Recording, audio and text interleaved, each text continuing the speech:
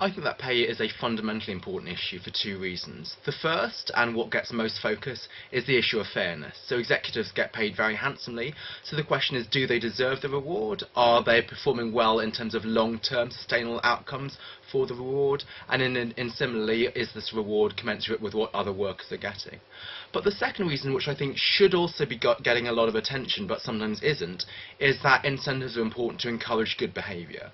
So what do we want CEOs to do? To create long-term sustainable value, not just for shareholders but society, but we would also like them to take risks and innovate. So there's this idea that we don't want to reward good performance, but actually we want an incentive scheme that does encourage CEOs to go above and beyond, rather than just sitting tightly and comfortably in the C-suite. So it's important both for fairness, but also to inspire them to create not just good firms, but great firms.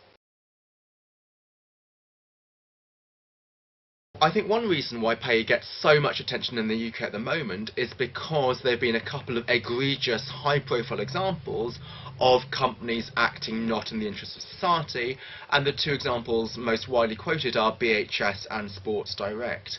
Now, those two cases were very sad and tragic, but I think we as a nation have over-extrapolated from these examples and believe that all firms are evil and all pay contracts are crooked. There are cases in which pay does need to be reined in, but it might not be as widespread as is currently portrayed. But because it's the perception that the entire card is rotten, that's why people need to do something about it, according to the public.